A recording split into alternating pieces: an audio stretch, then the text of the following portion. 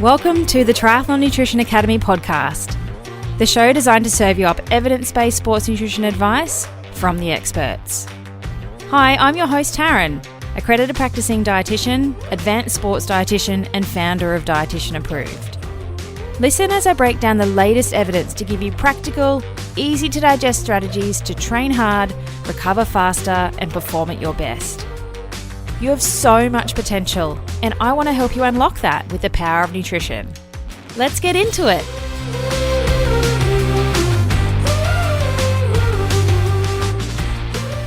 For everyone down in the Southern Hemisphere, our colder months are upon us, so it's time to start to be really proactive with our nutrition for the best immune system defense. When we're quite active, our immune function plays not only a role in fighting off infections, but also in promoting tissue repair to recover from exercise and injury. So we need to function properly. And to function properly, the immune system requires a lot of nutrients, both macro and micronutrients. For a triathlete under heavy training loads, your requirements for those nutrients are probably higher, putting you, at more risk of having a low immune system if you're not meeting your needs. Couple that with high levels of training, it's a pretty heavy onslaught to the body. So to help you stay well over our winter, I've put together a few key points to keep you firing on all cylinders. Number one is that rest and recovery are key. Recovery trumps anything, and sleep is our ultimate form of recovery, but we also want to make sure we're not burning the candle at both ends. Regardless of the type or intensity of exercise, it places a stress on the body, meaning that your immune system has to work harder to build and repair that damaged tissue. We know that moderate training loads can be quite protective because every time you exercise, you send out all of your immune cells into the system. But heavy training loads, so for anyone that's about to do Cairns and has just peaked, you've probably compromised your immune system, which is often why you get sick after a big race like that. We know that our immune system is down for up to 72 hours following high-intensity training or racing, making that a really key time for susceptibility, particularly if you train outside, because when you train outside, you're more likely to pick up bacteria from the road. That is why rest and recovery is so important. I know that triathletes don't like to rest, but you need rest days to adapt from your training sessions. And hey, if you get sick, then that's forced rest that you don't want to do. So a little bit of listening to the body, putting the right things in it, will help you have more of a consistent training block without getting sick and injured. Chances are, if you've got a coach or somebody writing your training program, it does have that ebb and flow. You do have high intensity days, but you also should have lighter and rest days. It's unlikely, or hopefully you're not, doing continual intense exercise day after day, smashing yourself with minimal rest, because that is definitely not good for our immune system. And it's really interesting to look back at people's training peaks. If they're getting injured or getting sick, often you can see a few weeks before a big spike in training stress load. It's one of the first things I go through with somebody if they're telling me that they're feeling really tired and run down and they keep getting sick all the time. We have a look at their training load and see if it's got these big spikes and big troughs. We want to have a nice, slow, steady increase in training stress balance and then back it off, and then slow, steady increase and back it off. You can't smash yourself all the time, and you also need to not have a huge spike or a huge jump in a short period of time. So one of my clients recently got sick, and it's because she backed up 2 long runs in a week. Just because she was away and time poor and she had to kind of fit it in, but she would have been better off just missing one because there was a huge spike in her training stress balance and then she got sick. If you track that and you watch it, just have a look and make sure you're not seeing huge, big spikes out of nowhere. If you've got a coach, it's their job to make sure that that happens. The second thing I want to talk about for your immune system is to make sure you're not in low energy availability. Now, I will do a whole session on energy availability and Red S, But energy availability refers to the amount of energy left available to support your regular body functions, like your immune system, once your energy has been expended on exercise. When we don't have enough energy available to meet our daily demands, we're basically fighting an uphill battle already, even before injury or illness occurs. If you then pick up a bug, your body is just not equipped to fight it off, and chances are you'll get sick. Triathletes who train for 3 sports in particular, you need to understand how to match your energy intake to your energy expenditure better. It is definitely a skill to periodize your nutrition to your training load, where training volumes fluctuate across the weeks, across the months, across the year. But you shouldn't eat the same thing each day unless your training is exactly the same each day. You can protect your immune function by scaling your nutrition up on heavy training days and having some strategies in place to eat more appropriately for a rest day. That is something that a sports dietitian is your best point of call for how to do that based on your training program. That is our area of expertise. That is what we do as a job. So don't go and see your massage therapist or your naturopath or your personal trainer if you want to understand how to eat to support triathlon training. Go and see the experts. You wouldn't go to your podiatrist for a sore arm, and you wouldn't go to your optometrist for a tummy ache. Go to the professional that is an expert in that space to fast track all the noise and give you a clear plan and an answer for exactly what you need to do. All right, rant over. Are you a triathlete sick of fumbling around in the dark with your nutrition? Is nutrition the missing link in helping you reach your goals? And do you want to maximize your training efforts and level up your performance? Of course you do. Come and join me for free at Fuel School. It's a free 3-day live and online nutrition training week. And I've designed it to give you the nutritional edge in 2024 and lay the foundation of your day-to-day fueling and race nutrition. It's on the 14th to the 16th of January, 9 a.m. Brisbane time, so Australian Eastern Standard Time every day, which is 3 p.m. PST, 5 p.m. CST and 6 p.m. EST on the 13th to the 15th of January. To register, head to fuel.school. Yep, www.fuel.school. Whether you're a seasoned triathlete or just starting your nutrition journey, this free event is your opportunity to learn from an advanced sports dietitian and triathlon nutrition specialist and transform the way you approach your nutrition for 2024. Fuel.school, it's free. I'll see you there.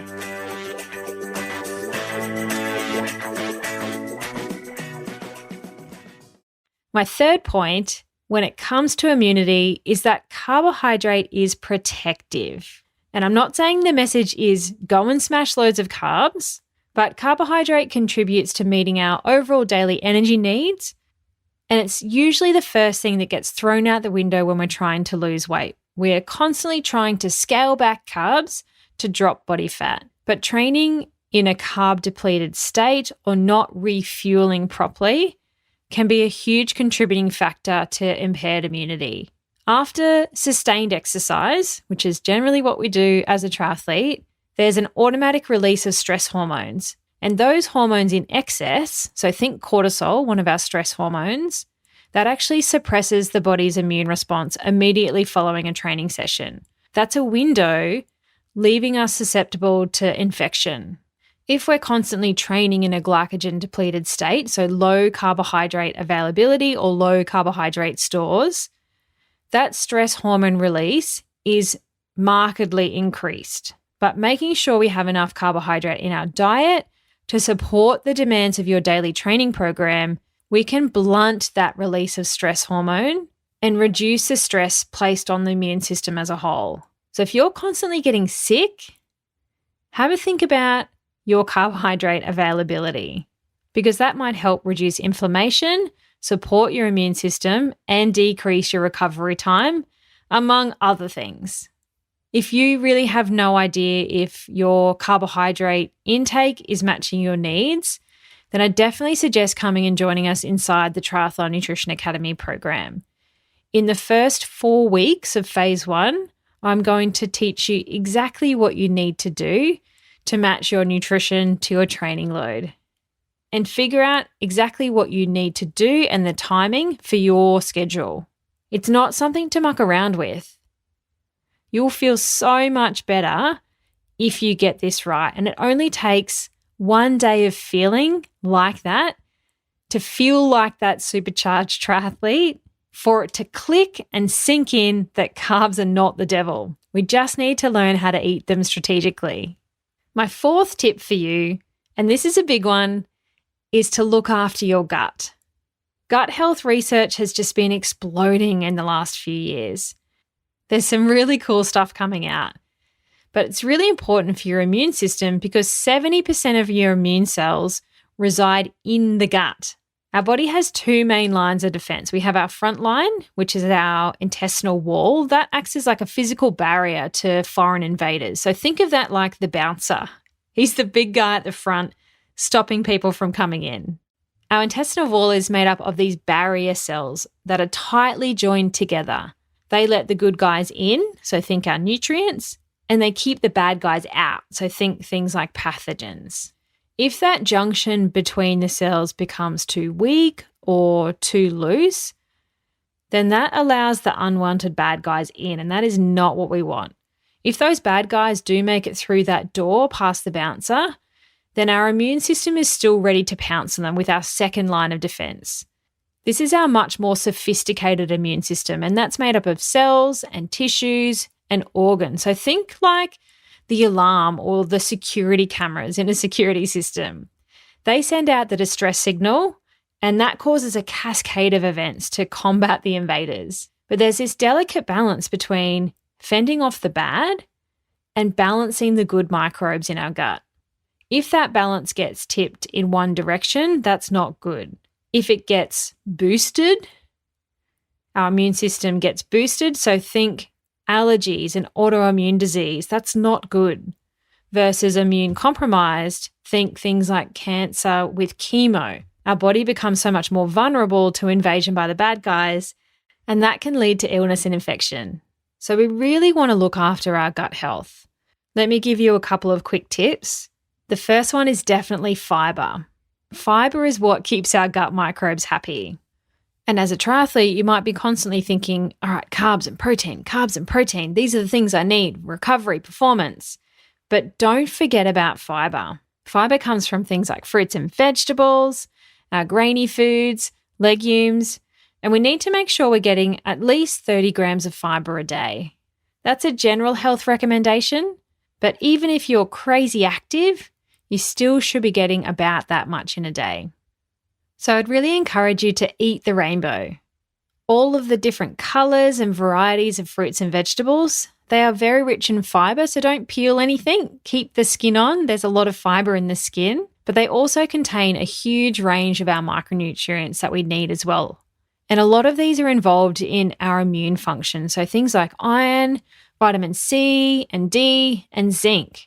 If you have even a mild deficiency in any of these micronutrients, you can have altered immune response. The easiest way to make sure you're getting enough of those micronutrients is to consume a wide variety of different fruits and vegetables. So eat the rainbow. If you find yourself always reaching for the same 2 or 3 varieties, like maybe you go to the shops every week and you get carrot, zucchini, capsicum, some apples, done. Probably is time to start shaking things up. Pick up things of different colours next time and pick up a few different varieties depending on what's in season in your area. The other thing we can do for our gut microbes is include our prebiotic and probiotic foods. These definitely keep them happy. So our prebiotic foods, they're foods that our microbes feed on. So think inulin, fructooligosaccharides, and galactooligosaccharides, or FOS and GOS, because they are definitely a mouthful. If you've ever done any work with FODMAPs, you'll understand what those are. But a couple of examples of foods that contain these things might be nectarines, chickpeas, almonds, asparagus, grapefruit. There's a huge range of prebiotic foods. So if you're focusing on eating the rainbow, then you should be getting these things as well. The other thing you can do for your gut is those probiotic foods. You can take a probiotic supplement, but there's plenty of ways to get it from food. So think yogurt, miso, tempeh, sourdough, some cheeses, kefir, kombucha. There are so many probiotic foods. So if you're not eating any of these things, maybe you want to start looking at implementing them into your diet. And my final point for you with your immune system is that if you are getting sick, then you can start taking some zinc and vitamin C. There's no point taking it prophylactically, but at the first signs of getting sick, you can start taking some of these things. There is a specific dose that you need of both of them and a duration that you would take it, but I'm not going to give that to you on this platform because I'd prefer you consult with your health professional to get individualized advice for you. I'm not going to give it to you over the airways. But my take home for today's episode is, like everything else, there's no magic pill to improve your immunity. I definitely suggest planning some rest days and some lighter training weeks. Just checking that your training stress load doesn't spike really quickly. Make sure you're having a huge variety of fruits and vegetables. The more different varieties and colors, and the more, the better. Make sure you're meeting your total energy needs on a day-to-day basis. So you're not putting yourself into low energy availability, and you're not so afraid of carbohydrate that your glycogen stores are low all the time.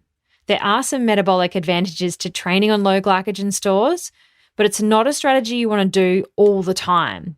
You can layer it in strategically once you've built your other foundations of your nutrition and your cake sponge, you've iced it, and then the low glycogen training is a sprinkle that you put onto the cake.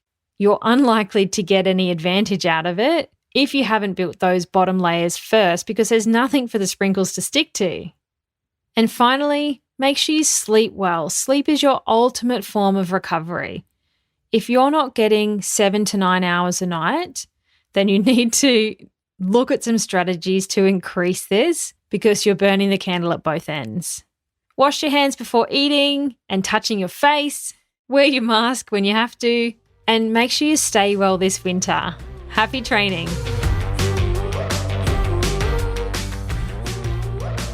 Thanks for joining me for this episode of the Triathlon Nutrition Academy podcast. I would love to hear from you. If you have any questions or want to share with me what you've learnt, email me at podcast@dietitianapproved.com. You can also spread the word by leaving me a review and taking a screenshot of you listening to the show. Don't forget to tag me on social media at dietitian.approved so I can give you a shout out too. If you want to learn more about what we do, head to dietitianapproved.com. And if you want to learn more about the Triathlon Nutrition Academy program, head to dietitianapproved.com/academy. Thanks for joining me, and I look forward to helping you smash it in the fourth leg. Nutrition!